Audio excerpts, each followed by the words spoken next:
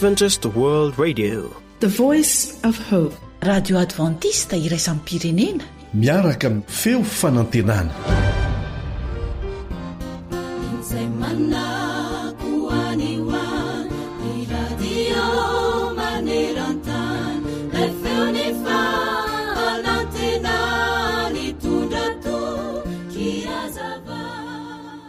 Mba voamarika eo ve fa olona toa tsy mahery fo loatra no vidian'Andriamanitra indraindray?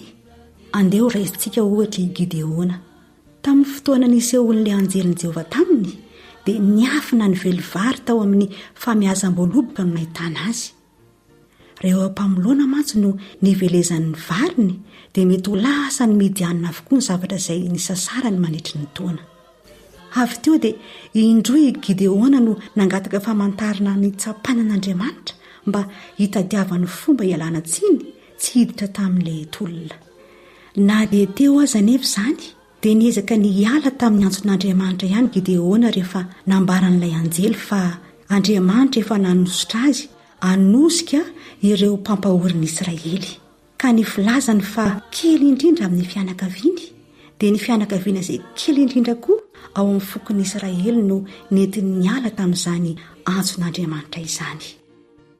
Tsarovy ry teny namana fa omen'Andriamanitra lanjany lehibe kokoa ny fanetretena tamin'ireo talenta tsy dia inona loatra nananan'i Gideona.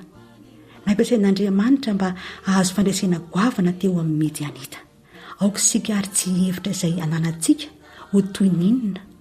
Mety tsy hanana betsaka tahaka ny hafa tokoa isika, kanefa ny kely ananantsika raha tolotra an-tsitrapo dia manan-danja lehibe tokoa eo amin'ny ady fanaovantsika amin'ilay ratsy. Mbola manan-kery amiko sy aminao mandraka ankehitriny ny tenin'ilay anjely izay voasoratra ao amin'ny Pitsara 9:9 ny 12 izay mivaky toy izao: Jehovah no mombanao ry lehilahy mahery.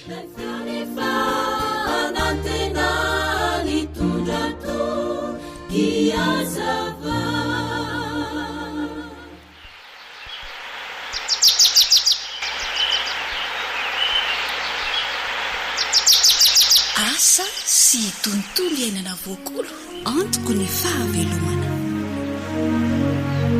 Ankasitrahana mandrakariva ny fanarahanao ny fandaharan'ny AWR miarahaba ny mpiaino-tsakanavaka. Ny fandaharana asa sy tontolo iainana ny mandomba ravarana atao aminao ary miraro ny soa anao sy ny ankonanao.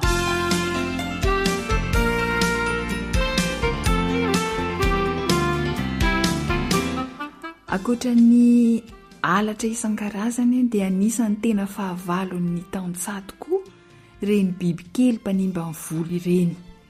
Indraindray dia toa misasatra ho an'ireny bibikely ireny tokoa ny taon-tsaha. Mahakivy izany matetika. Ary faniriny ny ekipan'ny feo fanantenana ny anolotra vahaolana amin'izay azo atao mba ho fanampinanao. Voandelaka. Efa ndresana teto izay kanefa tsara ny mamerimberina satria tena mahasoa ny voly atao tokoa izy ity. Sady azo iarovana ny masom-boly izy no azo atao fiarovana amin'ny bibikely mpanimba ny voly ihany koa rehefa maniry ny voly. Koa mampirisika anao anao fanandramana ary. Ry tantsaha ho fiarovana ny masom-boly sy ny voly izay atao, mampiasa voambondelaka voatoto.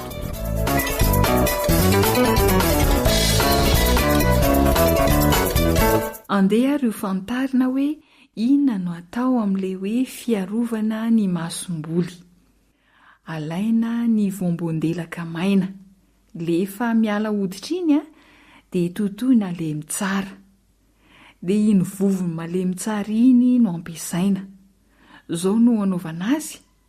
Alaina le masom-boly lemana kely dia afangaro tsara amin'ilay vovombondelaka. Atao miraikitra amin'ny masom-boly izany le vovombondelaka. Ho hitanao fa ho voaro ny masom-bolinao ary azo ambolena izy rehefa aveo. Ka ny fatra atao dia tahaka izao. Raha masom-boly 10 kilao no tiana harovana dia vovombondelaka 500 grama no atao amin'izay. Averiko kely raha masom-boly 10 kilao ny tiana arovana dia vovom-boandelaka 10 grama no atao aminy. Dia azo ahena na ampiana arakaraka ny masom-boly tiana arovana, izany hoe na 5 kilao zany ny masom-boly tiana arovana na 1 kilao dia mety foana. Ohatra izany hoe raha 1 kilao ny masom-boly tiana arovana dia 50 grama monja ny vovom-boandelaka ilaina. Dia arakarak'izay mba hahazoana le vovom-boandelaka malemy tsara dia sy vanina tahaka ireny manao lango ireny izy, ka ny malemy angonina mora mbola misy mafimafy dia azo averina totoina hatrany hatrany iny mandra-pahaleminy. Tsy sarotra ne andramony ry tantsa ho fiarovana ny masom-bolo sy ny volo izay atao, mampiasa voam-boandelaka voatoto.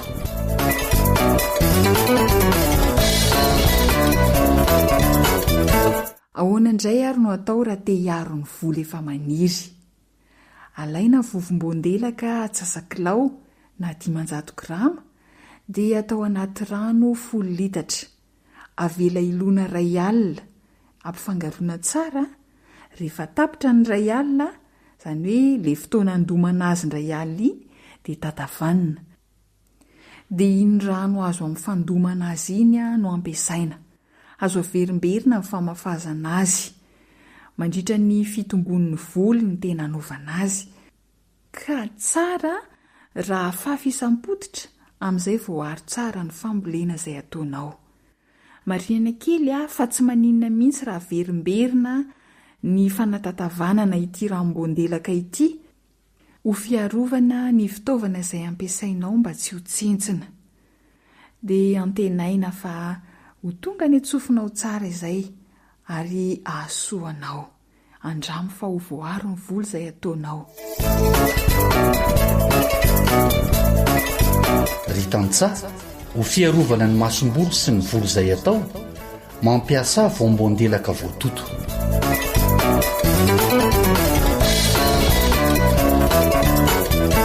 Mety amin'ny voly an-tanety toy ny vary, katsaka sy ny sisa io fanafody io. Mety amin'ny voly legioma ihany koa, ka dia anjaranao manao fanandramana.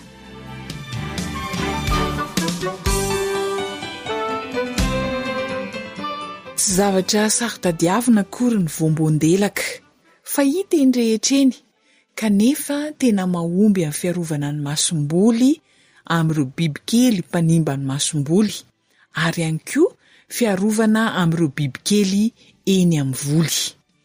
Vovoka voandelaka no ampiasaina eto.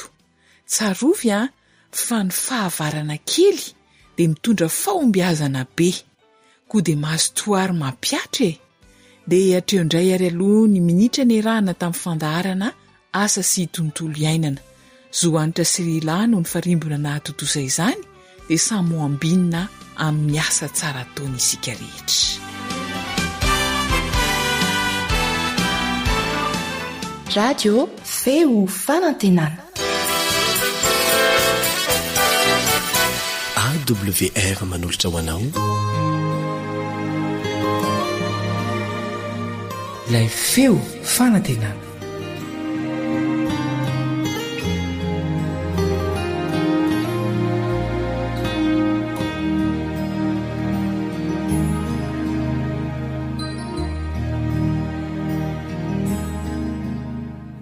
Ry Peny Malala, faly miarabanao indray ny namanao andrem-bovonjerinay vo amin'izao androany izao, ary faly ihany koa miaraka hamaky ny teny izay hita ao amin'ny Jeremia 4:4-7. Dia ary rahantsika mamaky izany tenin'Andriamanitra izany: ry Jerosalema, sasao ny fonao ho afaka amin'ny ratsy mba ho vonjena ianao. Mandra-pahoviana no hitoeran'ny hevindratsinao ao am-ponao. Ry Peny Malala, ny tanànan'i Jerosalema no voatonona voalohany eto, ary nefa Jerosalema tanàna azy dia tsy izay akory no tadiavin'Andriamanitra. Andriamanitra tsy miresaka amin'ny trandro na ny tany, tsy miresaka amin'ny vavahady na ny tamboho, fa ny mponina izay ao amin'ny tanàna io no iresahany. Ary raha tamin'ny fotoan'androny izy nandefa izany afatra izany, ho an'ny zanaky joda dia ankehitriny kosa mandefy zany afatra zany ho atsika ho ahy sy ho anao. Fa inona moa no tiany soratra masina ambara amin'izany teny zany? Sasao ny fonao ho afaka amin'ny ratsy.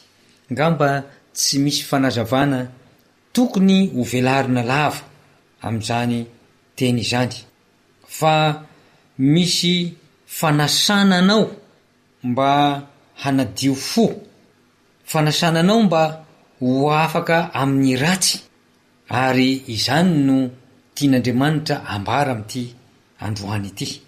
Fa nahoana moa no ratsy ny foko sy ny fonao?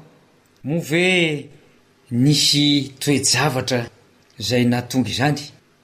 Eny tokoa, fa betsaka ny toe-javatra zay nahatonga ny fotsika ho ratsy, ary ny fisainana, ny fomba fieritreretana, ny zavatra jeren'ny maso, ny zavatra raisin'ny tanana, ny toerana nandehanan'ny tongotra, eto amin'ity zao tontolo zao ity dia tsy misy madio na iray aza, fa efa eniky ny faharatsiana. Ary raha tsy laza fa tsy ny vaovao ratsy zay mitranga isan'andro amin'ny gazety na amin'ny aino manjery, dia tsy zoviana amintsika intsony ny toe-javatra misy. Fa misy olona tsy manana intsony zany atao hoe fatahorana an'Andriamanitra izany, ka mahalala ny fahamasinan'ny olona anankiray, ny vatana anankiray, ary efa nanomezan'Andriamanitra ny didy ao anatin'ny didy folo mba tsy ho vonoina, dia misy olona nefa mbola mahatanteraka izany toe-javatra mampalelo zany, ary tsy ray na roa fa mihamaro izy ankehitriny, efa miharatsy izao fiainana izao. Ary no zany faratsiny zany, raha ny zavatra hita amin'ny fahita lavitra, raha toka tsy filazam-baovao ihany fa ireny sary mihetsika zay aseho ireny, dia tsy ahitana fa tsy faratsiana. Ary ny tena mahagaga dia tsy manana ny lazany ireny sary mihetsika ireny na ireny tantara ireny raha tsy asiana zavatra ratsy ao anatiny, asiana von'olona ao anatiny, asiana fampijaliana olona ao anatiny, asiana familiviliana olona ao anatiny, eny asiana toe-javatra zay no heverina ho fady hatramin'izay ka hatramin'izao. Mampalahelo zany, ary izany mahatonga ny fotsika aloto noho ny toe-javatra zay iainana. Izao anefa izaho sy anao dia samy mitady famonjena. Mbola tia an'Andriamanitra, tia ny fanjakan'Andriamanitra, mbola mikatsaka izany fanjakan'Andriamanitra izany, ary mikatsaka ny azo ny fiainana mandrakizay zay efa nampanantenainy. Koa mba tongavana amin'izany ary mba ho vonjena, dia torohevitra mahasoa, lakile zay omeny soratra masina androany dia zao: sasao ny fonao.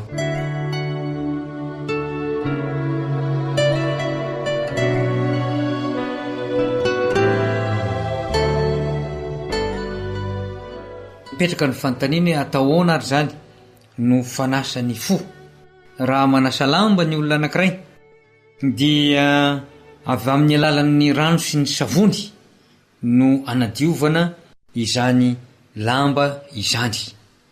Fa raha anasa ny fo n'olombelona kosa, dia inona re no tokony atao? Hoe Andriamanitra no manome ny lakileny zany, ary Andriamanitra no mitondra antsika ho amin'izany fanadiovana ny fo izany. Andeha ho jerentsika ao amin'ny bokin'i Isaia toko 1 ary ny 9:40. Zao no vaky ny teny amin'ny anaran'i Jesosy: misasay ianareo, diovy ny tenanareo, esory tsy ho eo anoloan'ny masoko ny ratsy fanaonareo, mitsahara fa aza manao ratsy. Etsy amin'ny 9:40 zao no toy zany teny zany: avy ary fandahatra isika o Jehova, na dia tahaka ny jaky aza ny fahotanareo, dia ho fotsy tahaka ny oram-palana. na dia mangatrakatraka tahaka ny siny aza dia ho tahaka ny volon'ondry fotsy.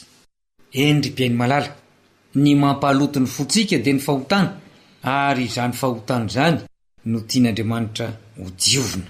Ny fanadiovana azy dia ny faneketsika anatona an'Andriamanitra, ny faneketsika ho sasany ho diovina noho ny amin'ny rany Kristy, ny faneketsika ny eloka izay nataontsika ka hibaboana eo anatrehany, ny eloka hibaboana ho ny modirariny, ary izany eloka hibaboana izany dia izany no mitondra ny fanadiovana antsika.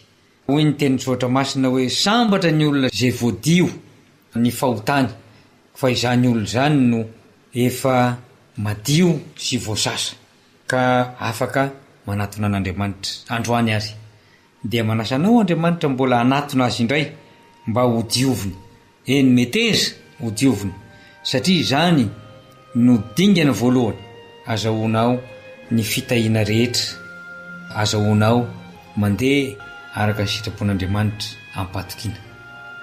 Dia manao velomanao ny namanao Andriambovonjy-Arinaivo. Veloma tompoko.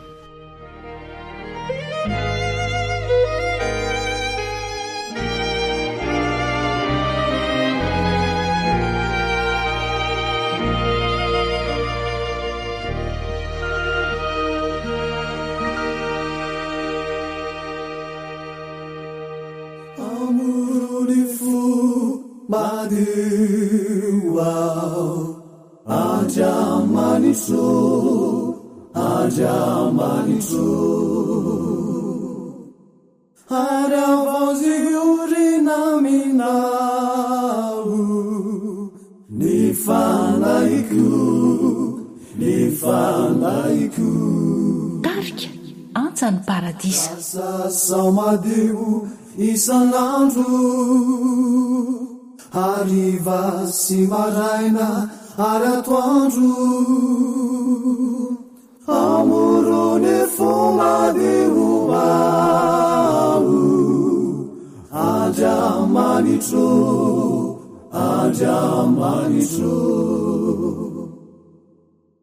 ny fovato izay ananako masolo ire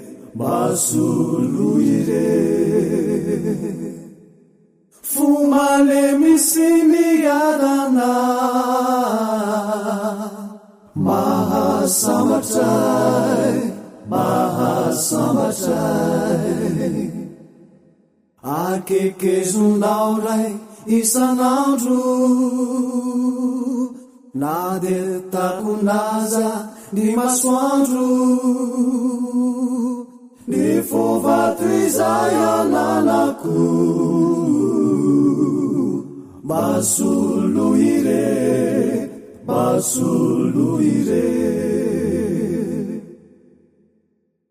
sahaseraka solafaka andriamanitro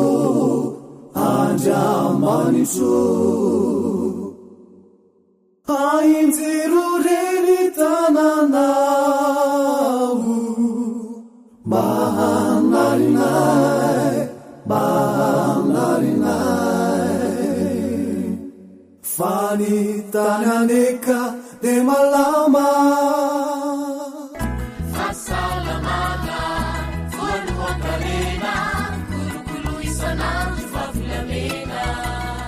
harena ny fahasalamako.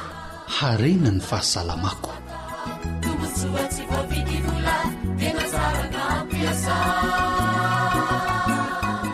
Fondaharana ara-pahasalamana iarahanao amin'ny AWR sy ny ONG Sixwab. Hitondra torohevitra ara-pahasalamana ahatonga ny Madagasikara ho faritra manga, ahitana olona salama sy matanjaka ary ela velona. Miaraka amin'ny Dr Ivra Velson, filompanorona ny ONG Sixwab.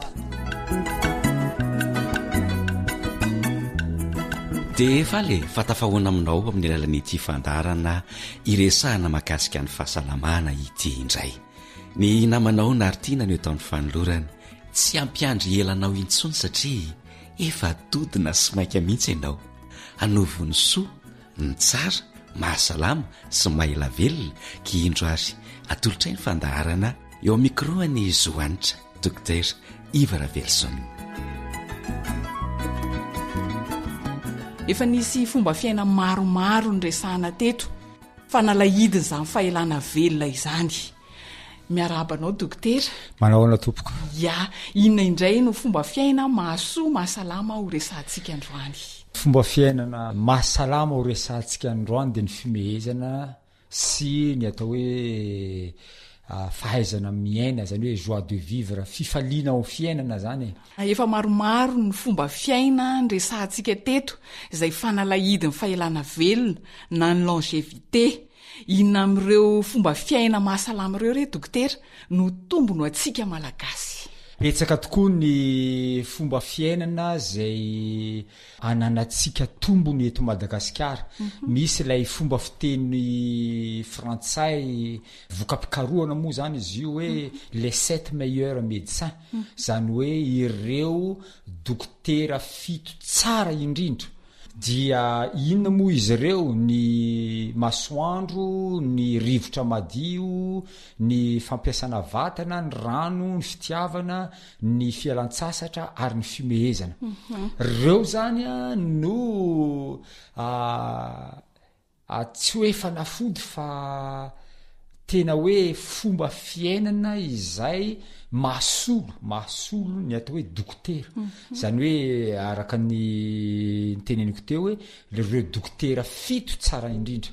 Averiko ny mandeha izy ireo tombony ho antsika malagasy izy ireo ny masoandro tena ananantsika zany, ny rivotra madio ananantsika zany, ny fampiasana vatana azontsika atao zany, ny rano ananantsika zany, ny fitiavana malagasy azo lazainy hoe olo ny fitiavana, ny fialan-tsasatra, ny repos zany de zavatra lehibe, ary ny fimehezana. Reo zany ny atao hoe 7 meilleurs médecins, ary io fimehezana sy ny joie de vivre io zany no resantsika androany.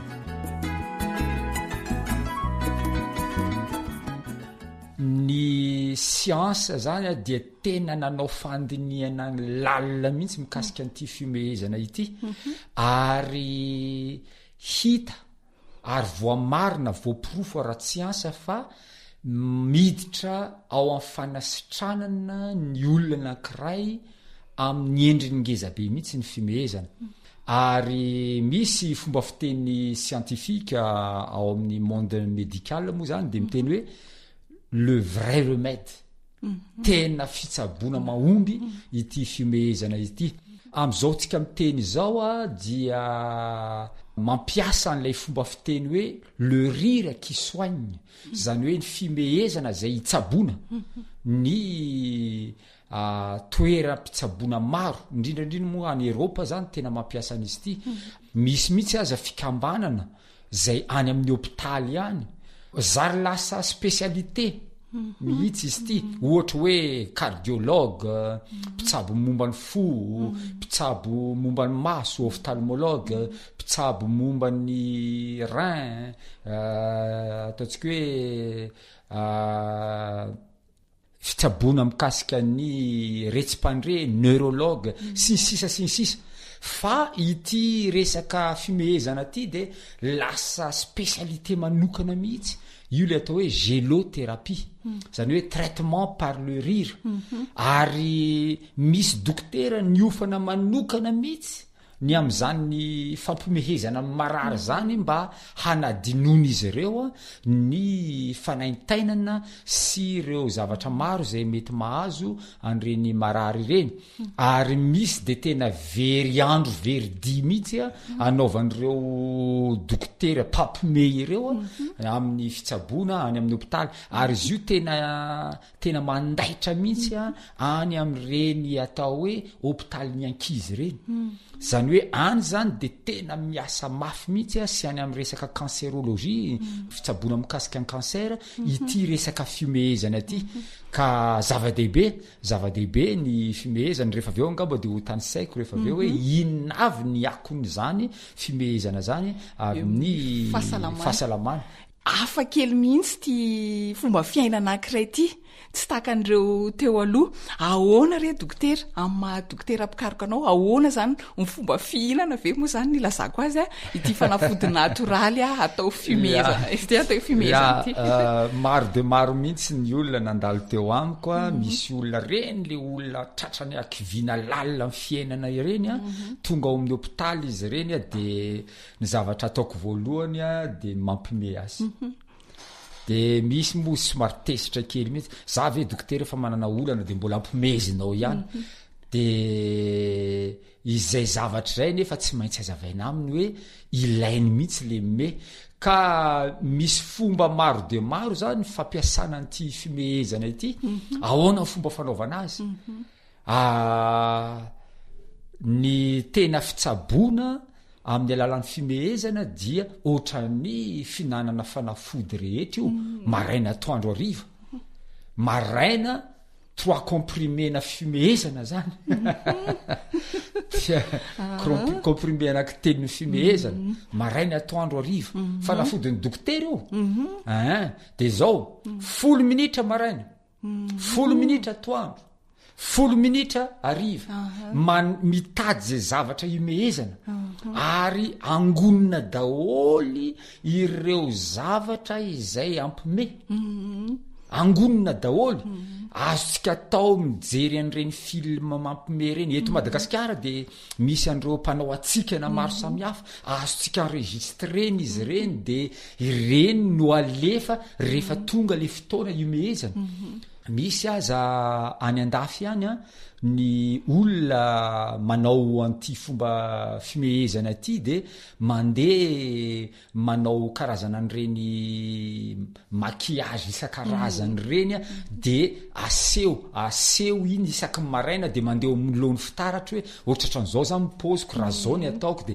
iny no mehezana sy ny sisa fa ny tena izy zany a 10 minitra maraina 10 minitra atoandro 10 minitra ariva raha ohatra ianao tsy mahita zavatra mety ampime anao de ndana maka ankizy kely anankiray de ohatra hoe atao zay ampime anazy de miaraka mime aminy de miaraka miazakazaka kely de miaraka mitsambikina de sy ny sisa reny zany a dia fitsaboana mahomby mihitsy a ao amin'ny resaka vatatsika io satria ny vatatsika mantsy rehefa manomboka mime isika dia misy nofo na atao hoe muscle zany a roapolo eo amin'ny tarehintsika eo a miasa ary rehefa miasa ireo muscle na nofo roapolo ireo a dia mandefa afatrany amin'ny atidoha de rehefa mandefa afatra amin'ny atidoha ireo muscle ireo a dia mamokatra le atao hoe hormone de plaisir ny atidoha atsika io le atao hoe dopamine ka zava-dehibe mihitsy zany ty fimehezana ity a de manasa atsika tsirairay avy anao fanandramana maraina 10 minitra atoandro aza metany vaky io fitenenana so de hoe lasa ataon'olona dala ndray tsika hoe tena metany vaky fa tena misy antony mihitsy zany ao a ary atao karazana fafinaretana mihitsy zany le me tsy hoe mitsika vendrana fa tena atao asa mihitsy ary fifaliana any andafy ihany neny tsy hoe ny any andafy ihany moa zany fa eran-tany tsy haiko na fantatrao zao hoe zany hoe ny alahady voalohany volana may dia andro raisam-pirenena ny fimehezana de aza mba motomototra am'izany fotoana zany fa tena ohatrany manarira ny olona rehetrarehetra me ary na ny biby aza me za moa zany manana ty ordinateurako ty de misy an'reto biby isan-karazany me reto fa tsy ny olombelona ihany me eto an'loko eto zao misy rajako tena tapatsinay amin'ny fimehezana mihitsy izy de zava-dehibe zany zany me zany ya eny tompoko fantanina mba manitikitika hoe fitentsika malagasy hoe tapatsinay fa mitsiky fotsiny ampy ve le hoe mitsiky fotsiny fa tsy maintsy mila hoe mikakakaka ve amin'ity fitsaboana ity fitsaboana ty moa zany hafa kely ary be dehibe ny olona mieritreritra hoe tsisy dikany izy io kanefa tena mandaitra mihitsy a rehefa aveo moa zany somary velatra be dehibe mihitsy ako amin'ny filazana mikasika an'ity fimehezana ity be dehibe ny karazany fimehezana ary misy olona tsy mahay mime akory azy ny mitsika hafa ny me misy karazany betsaka iko misy natao hoe rira jaune rira bleu sisisa zany hoe raha ohatra zao misy ataoko hoe tompony andraikitra anankiray mpampiasa anankiray ohatra satria izy mpampiasa tsy te hiaraka me ary te hanavatena amin'ireo mpiasa namany mpiara-miasa aminy zany a de izy zany tsy te hime mihitsy zara fa raha ataontsika hoe misokatra kely fotsiny ny molotrany aneo an'izay fimehezana zay le atao hoe rira jaune zay ny atao hoe rira jaune zany hoe ohatrany hoe mime ao anatin'ny fiatsaram-belatsika tsy am fo zay ny atao hoe rira jaune ka ireny zany de tena tsy de mandaitra mihitsy fa raha ohatra atsika te ampiatra mihitsy a de le mikakakaka mihitsy a satria rehefa mikakakaka tsika dia misy effort musculaire avy any amin'ny diaphragme mamoaka an'ireo loto réserve ao anatin'ny avokavoka ao a jerevony hoe rehefa mime fotsiny ianao a tsy misy rivotra mivoaka eny fa raha vo tena le mikakakaka ianao de misy rivotra mivoaka ao ary famoahana loto iny rivotra mivoaka iny ka io zany a tena ny iantsona atsika zany de le mikakakaka ary jerevony zavatra natao anatin'ny fanandramana sientifika izy ty a misy dokotera kibokiboany daholo le marary rehetrarehetra kitikitiany daholo amin'ny afaritra zay mampome an'le olona de mikakakaka eo le olona fa rehefa aveo sitran'le olona misy zany zavatra zany ary be deaibe mihitsy ny dokotera any ampita andranomasina any Eropa moa zany tena mpampiasan'izy ty hoe le rira médecin ity a de tena fomba anankiray a hitsaboana olona tsara indrindra.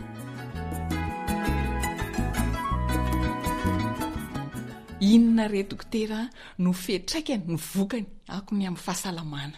Ya, alohany resahako an'izay hoe fiantraikany zay a ho tany saiko vetivety ny zavatra azo atao aloha am'le fimehezana teo a azo atao tsara mijery reo oronan-tsary mampime be dibe izy ireo a ohatra reny video gag mandeha reny ohatra reny ataontsika hoe Mr Bean misy an'ireny hoe Louis de Funès ny any andafy moa zany tena ahitantsika tsy reny ihany fa be dibe eto Madagasikara zao manana andry Gottlieb atsika manana andry zareo en Fouillé isika manana ny Francis Turbo tsika Rirajao sy ny namany Malokila sy ny namany am'ireo oronan-tsary mampime reo de mampime ary misy olona efa mampime zao aza le zavatra no ny atezerany de izy tsy teme mihitsy tsy teme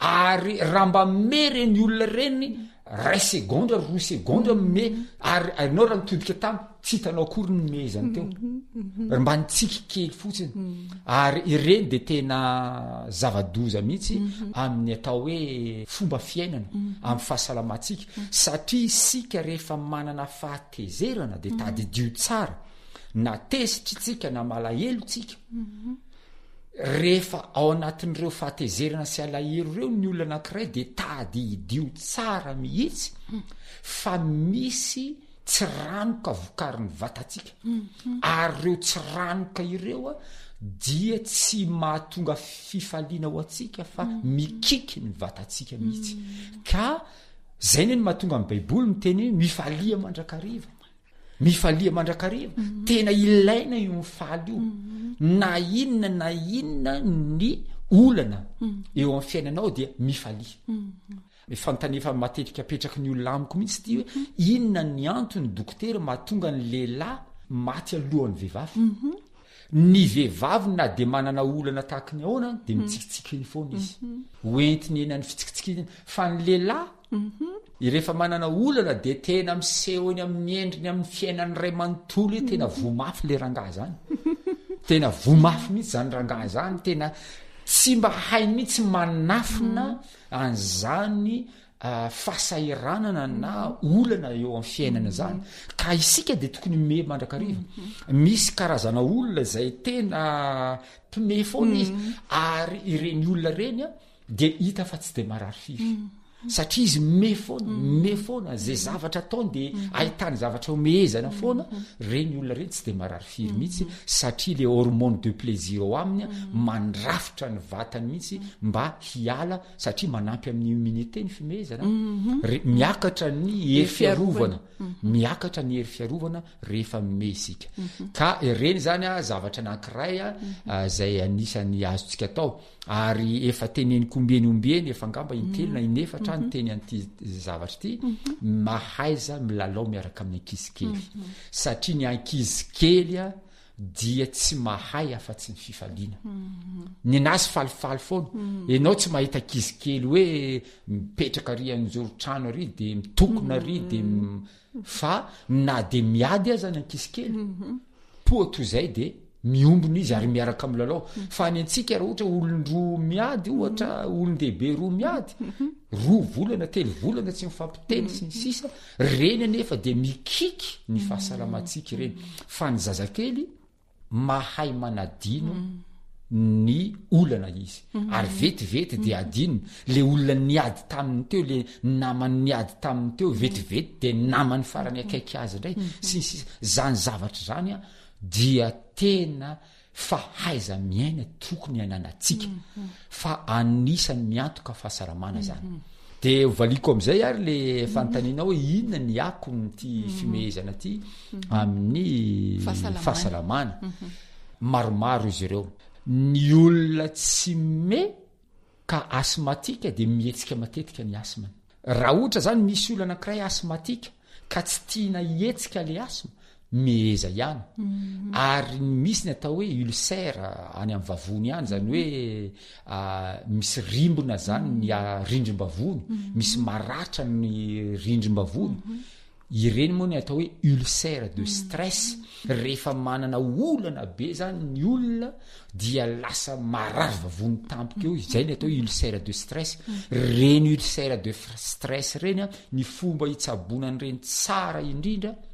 ankoatra ny fanafody meny dokotera moa zany fa isorohana anazy tsara indrindra de ny fimehezana ny misy olona maromaro zay marary ny lamosina be de be ny olona marary lamosina mety fimehezana fotsiny de afaka an'zany me fotsiny de afaka zany ary toy ny olona mitohana ito ny fimehezana dia manala le fitohanana zany hoe tsy mikaka ny olona 5 andro tsy mivoaka ny olona 5 andro 4 andro 3 andro fa rehefa mezy de lasa vetivety de tonga ny toerana fivoahana de mandeha mivoaka inona ny fandraisan'zany tadidio fa io tsinay io a tube digestif zany hoe lalan-kanina tsika io a indrindra ny tapany ary ambany ary amin'ny tsinay a zay mitahiry andreo loto rehetrarehetra reo a dia misy muscle izy io de io muscle io zany a mihetsika zay fietsehany zay muscle zay mahatonga atsika mamoaka loto ohatra mandeha farivotra ohatra azafady a ohatra hoe mikaka ka reo muscle reo a tsy mihetsika de zay mahatonga an'le fitohanana tsy manao ny asany zany reo muscle reo dia lasa mitohana ny olona anankiray ka izao ny secret ngezabe rehefa me mikakakaka ny olona de me koa ny tsinay mihetsika koa zany le muscle ry amin'ny tsinay a dia lasa mamoaka maloto izy ary ity moa zany teny matetika fiteneniko amin'ny mpianatra izy ity mialatsiny aloha tenenako azy raha ohatra ao am-pianarana ka misy olona mandefa rivotra ka tsy fantatra hoe iza le nandefa rivotra teo aza mba miala am'ireny olona meme reny mihitsy fa tsy maintsy ray am'ireny olona meme reny mihitsy no nandefa rivotra teo zavatra ohatrany hoe mampime zany zavatra zany fa fahamarinana zany ary voapirofo ara-tsiansy zany fa ny olona milongolongo tsy mandefa rivotra zany zany hoe miangonao anatiny ao zany loto rehetrarehetra fa rehefa meme ny olona dia vetivety de mihetsika le muscle ary amin'ny tsinay de lasa daholo mandefa rivotra lasa mankany amin'ny toerana fivoahana de zay mahatonga ny hoe constipation dia tsy mahavoany olona zay me reny moa zany a zavatra resantsika anisan'zany koa ny muscle amin'ny fo io fotsika io a de muscle izy io ary mihetsika foana io muskle io amin'ny fo io zay mahatonga ny fo de mitepy foana na de misy repos io fa tsy hitatsika tsara hoe firy segonda ny repoany fa misy repos kely izy io fa ny fo zany a dia anisany mifandray be am'ireo nofo eo amin'ny tarehtsika ka raha metsika de me koa ny fo ka anisany fitaovana anankiray hitsabona ny olona zay marary fo le hoe le fimehezana zany ya raha ohatra tiatsika ny ho tsara indrindra ny fiatraikan'izany fimehezana zany a ary tena misy vokany ngezabe eo amintsika dia tsara sady meny mihinana zavatra misy vitamine C ohatra hoe voasary makirana en Japon misy fomba fiteny hoe le petit plaisir des japonais ty voasary makirana io ary rehefa andeha anao fimehezana zany hoe karazana hoe zavatra tsikatsika na zareo ka andeha ime de tsy maintsy mihinana voasary makirana zay le petit plaisir de miaraka amin'ny fimehezana zay de tena fanafody mandaitra mihitsy afaka ny lombalgie ireo hoe marary andamosina sisisa reny alohan'ny iomehezana zany alohan'ny mehezana mihitsy de sasany moa zany sady meny mihinana voasary makirana zany ataon'ny olona daholo na efa manamboatra jus na voasary makirana kely ianao sady meny misotro kely me de misotro kely fa tena misy fiantraikany be eo amin'ny fahasalamana izany toejavatra zany mahasambatra raha teo ny fimehezana mampitombo ny hery fiarovana ny fimehezana ary mampitombo ny fifantohana sy ny confiance ina moa zany ny fatokisatena ny fimehezana ary manala ny stress moa zany na ny raritsaina ary any amin'ny cancérologie am'ireo dokotera zay mitsabo an'ireo olona voan'ny cancer ny fimehezana dia fomba anankiray anadinoana ny fanaintainana ka mahereza tsika mianakavy ny me de afaka me kely ve anao namana tsara mihitsy zay fimehezana zay a de andeha ataotsika fahazarana izany me zany misaotra tompoko laharana moa zany a tsy adiniko ny teny a 034 39 415 28 averiko ny mandeha 034 39 415 28 033 12 261 77 mankasitraka indrindra dokotera efa be zay voalazy zay manaova fampiarana Andriamanitra ny fiadanana ny hitatsika menagavy samosalama sy ho ela velona mametraka mandrapitafa ho amin'ny manaraka indray ary ho amin'ny fandaharana ara-pahasalamana fahasalamana voalohankarena kolokolo isanandro vavolamena harena ny fahasalamako harena ny fahasalamako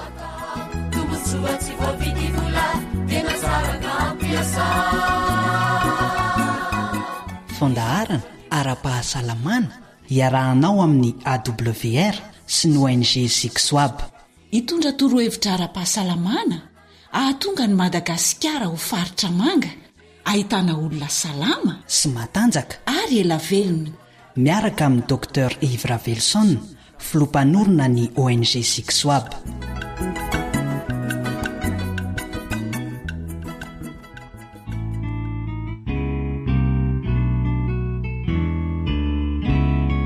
Darika Harlanto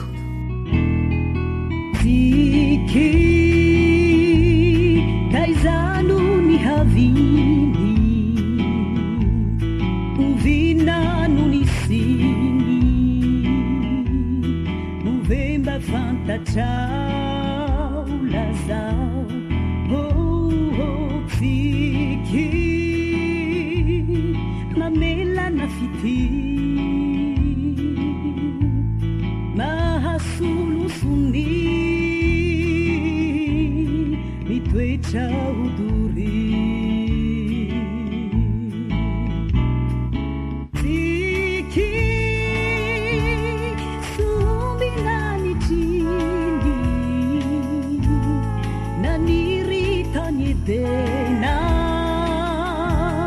nefadenumena kuamfika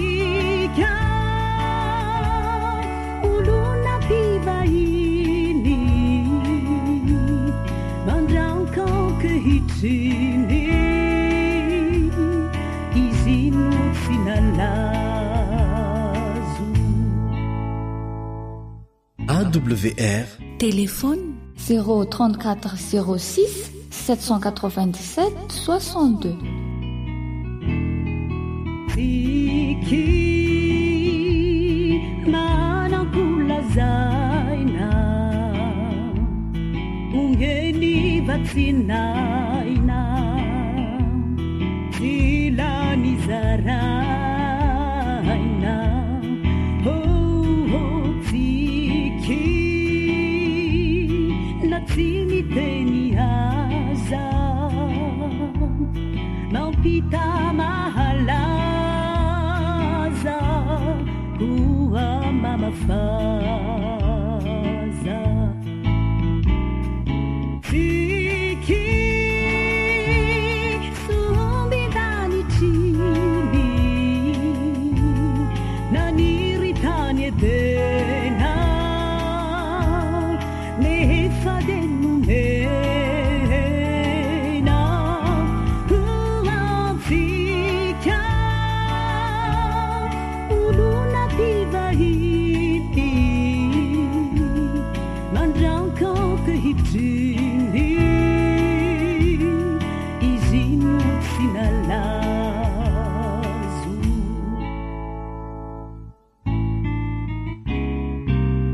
Tsy efa WR koa mandeha zegny zalamo tsara izy eo e.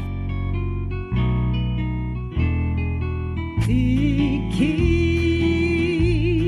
lailuvan paradisa rambula misisisa umeu ao famarisa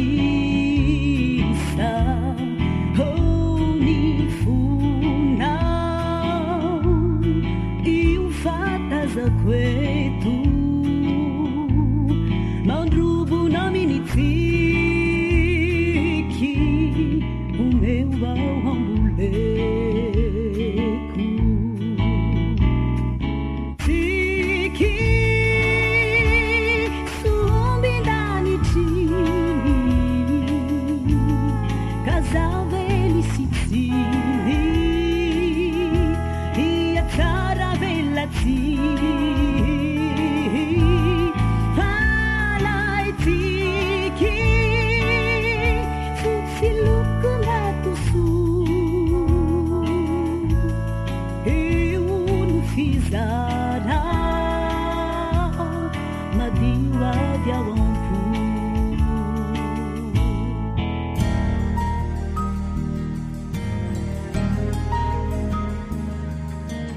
Faniteninao no fahamarinana. Taridalana manokana fianarana baiboly avoaka ny fiangonana advantista maneran-tany. Iarahanao amin'ny radio feo fanantenana.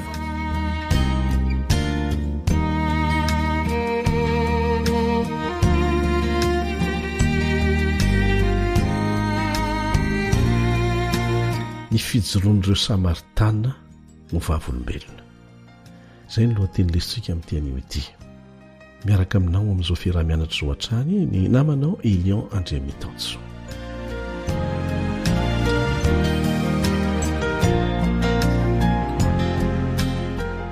Ny joro vavolombelona tsy ilay Samaritana irery fa ireo Samaritana maromaro vokatry ny filazandra vehivavy ny momba ny nahitany ny fionany tamin'i Jesosy.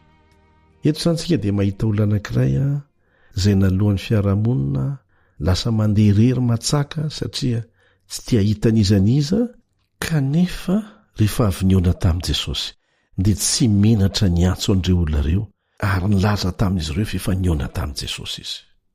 Na iza zany sika na iza rehefa matsapa ny famonjena nataon'i Jesosy atsika na ratsy toy inona aza ny fiainantsika tamin'ny lasa tsy ahoan'i Jesosy zany fa rehefa miaiky ny fahotanao ianao manaiky iovy ianao dia omeny fiainana vaovao mihitsy lasa tsy matahotra ireo olona izay natahorana hatramin'izay ty vehivavy ity tsy namenatra azy tsony ny seho tamin'izy ireo satria nahita an Jesosy.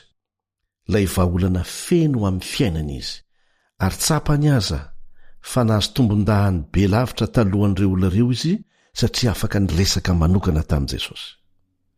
Zany fiovana lehibe entin'Andriamanitra amin'ny olona anankiray izay nalohany fiarahamonina. Lasa tafiditra tafaverina indray eo amin'ny fiarahamonina. Tetikasa lehibe anankiray izay ataon'ny fanjakana izany atraizatraiza, le antsoina hoe réinsertion sociale, famerenana ny olona anankiray nalohany fiarahamonina hiverina eo anivon'ny fiarahamonina.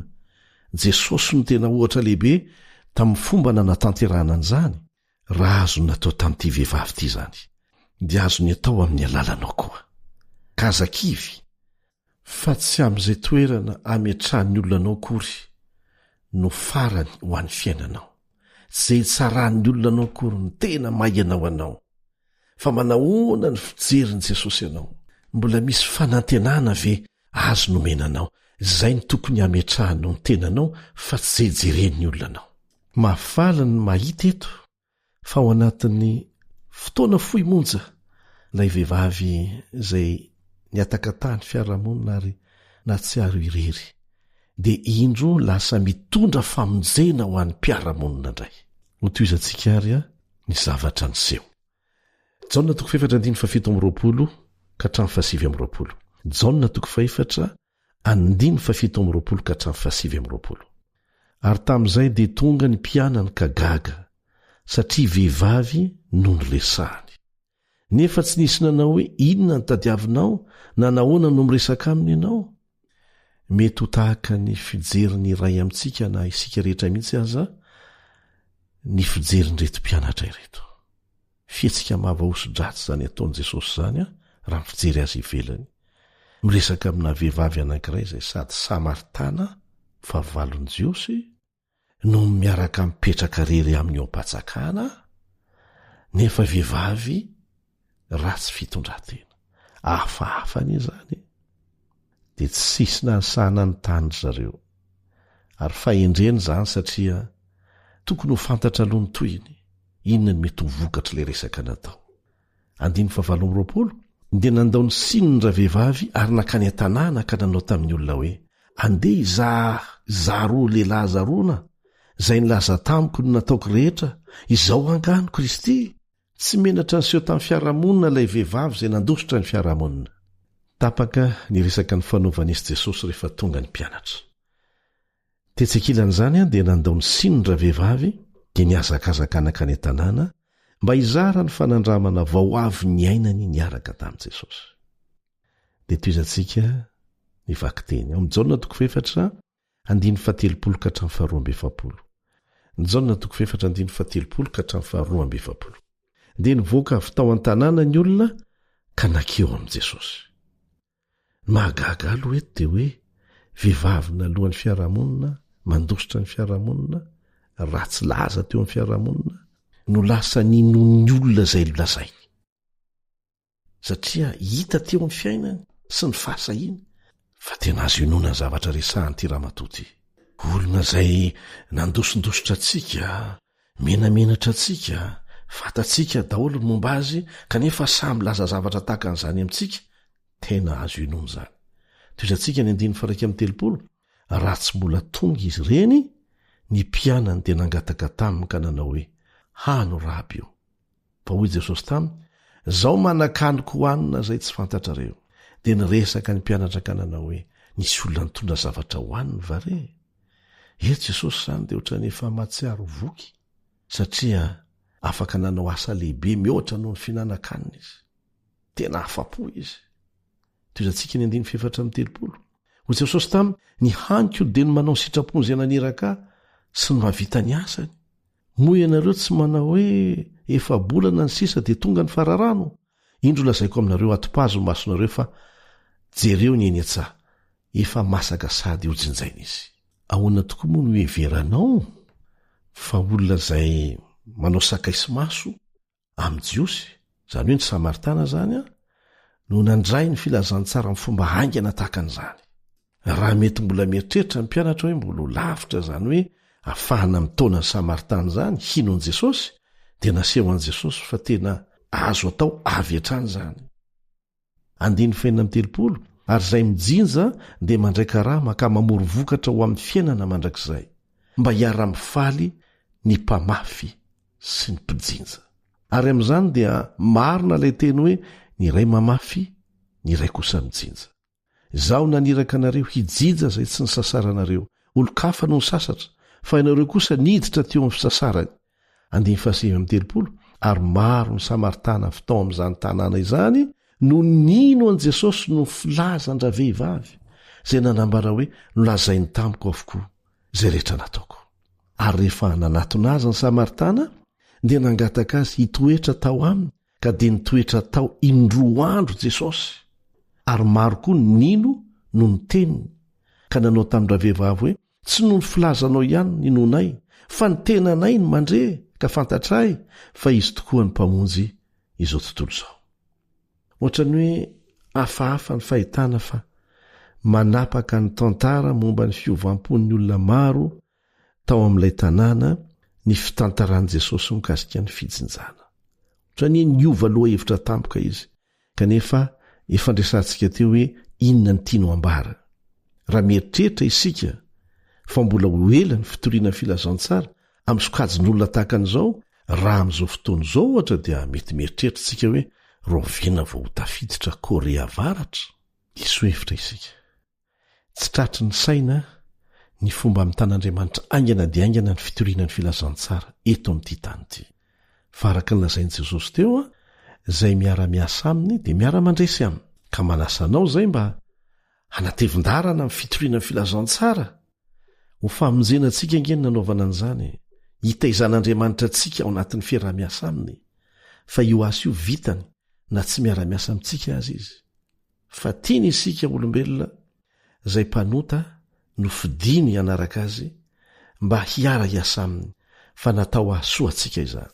Tsy vonjena amin'ny alalan'ny asa isika fa amin'ny finoana saingy tsy ho voavonjy ianao, tsy ho voatazona le famonjena nomenanao raha tsy miara-miasa amin'Andriamanitra ianao. Izay tsy miasa ihany no tsy mahita tsirony amin'ity asa ity, tsy mahita vokatra. Eto Jesosy dia hitantsika ny zavatra lazainy. Tena zavatra tsapan'i Jesosy mihitsy no nresahany hoe zava-dehibe aminy, mihoatra noho ny fihinan-kanina, ny fizarana ny drafim-pamonjena tamin'ny vehivavy Samaritana anankiray. Mavesa-danja lavitra aminy ny sakafo, ny famonjena izay tanjony. Ary nampiasa ny fotoana fanararoatra io izy mba hampianarana ny mpianany ny amehan'ny fizarana ny filazantsara amin'ny olona rehetra. Ny mamaika ny anaovana an'izany. Fa nareo izay tsy mitovy amin'izy ireo aza. Misy toe-javatra manandanja maro eo amin'ny filazantsara ny Jaona. Ary azo antoka fa anankiray amin'izany izay ny anarantsika teto amin'ny Jaona 4:7-8. Maro tamin'ireo Samaritana nino no ny fijoroana ho vavolombelona nataon'ilay vehivavy izay nilaza fa nolazainy tamin'ny daholo izay rehetra nataony. Izy ireo fa lasa lavitra noho izay nampoizitsika ny vokatra. Nasainy izy ireo Jesosy mba hiaraka mitoetra kely amin'izy ireo. Indroa andro Jesosy tao ihany. Mbola afaka niresaka mivantana tamin'ireo olona ireo ary natonga an'ilay olona niteny hoe tsy izay nilazaindra vehivavy ihany natonga anay ho nino fa ianao mihitsy no hitanay miresaka aminay mivantana dia tsapanay fa ianao tokoa ilay Mesy. Izay eto amin'ny radio feo fanantenana dia mahatsapa ny hery ny fijoroana ho vavolombelona mihoatra lavitra noho ny toroteny. Jereo ny fijoroana ho vavolombelona nataon'ity ramatoa Samaritana ity, izay raha tsy fitondran-tena teo anivon'ireo olona izay nijoroana ho vavolombelona, dia jereo ny vokany fa nanaiky an'i Jesosy ho mpamonjy azy ireo olona ireo.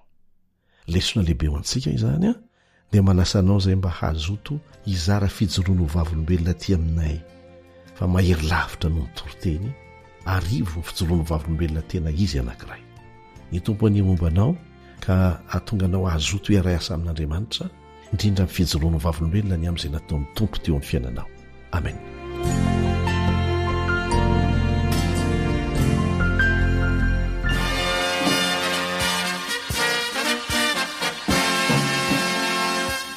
Adventist World Radio, the voice of hope.